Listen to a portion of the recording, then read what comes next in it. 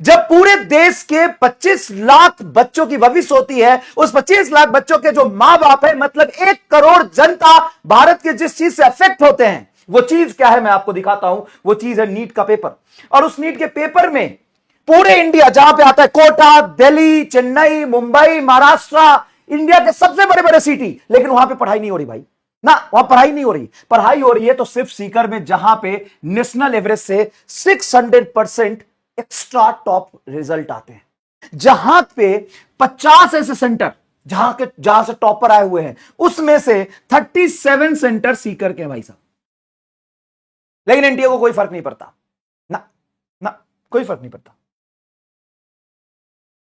ये डेटा नहीं है, ये परफॉर्मेंस नहीं है, ये पढ़ाई नहीं है, रिजल्ट नहीं है, स्कैम है, धोखा है। और धोखा उन 1 करोड़ भारतवासियों के साथ है जो अपने बच्चे को एक बड़े सपना दिखाते हैं, बड़े सपने के लिए 1-2 साल के इतने लंबे सेक्रीफाइसेस करते हैं, अपने से दूर रखते हैं, इन नंबर ऑफ सेक्रीफाइस करके, तपस्या करके पढ़ाई करते हैं। और कुछ ऐसे फैमिलीज हैं जिनका लाइफ सिर्फ बच्चों की पढ़ाई के पीछे ही लगा रहता है, जो 2 वक्त की रोटी भी पूरी ढंग से नहीं खाते, लेकिन वो भी अपने बच्चे को इस उम्मीद से पढ़ाते हैं कि उसका नाम रोशन हो, डॉक्टर बने, उनसे अच्छी लाइफ उनका बच्चा जी पाए। लेकिन स्कैम लगातार चलता रहता है।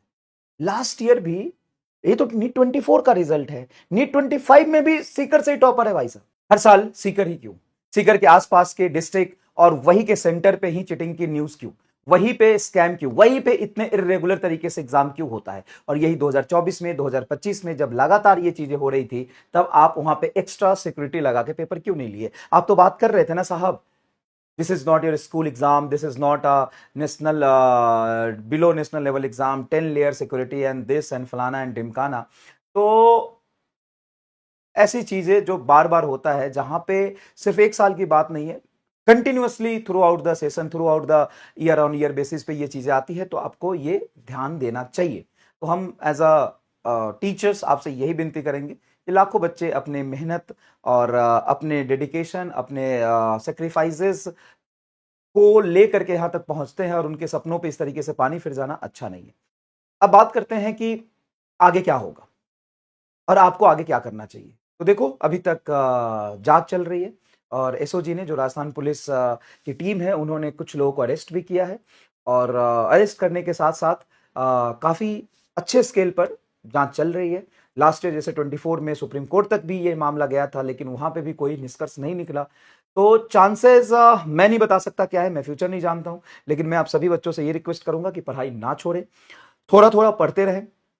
एग्जैक्टली पूरे इंडिया में रीनीट हो जाए ये तो नहीं पता, कितना लेवल पे इंपैक्ट हुए हैं बच्चे, कितने लेवल पे चीटिंग हुई है या क्या हुआ है, इसके आने के बाद ही पता चलेगा। लेकिन अभी तक आप थोड़े थोड़े पढ़ाई कर सकते हो, अपना समय खराब ना करें। साथ में कोई अपडेट आता है तो मैं जरूर आपको बताऊंगा, जो जेन्यून होगा, और जैसा भी जो भी अपडेट होगा मैं आप तक बता दूंगा।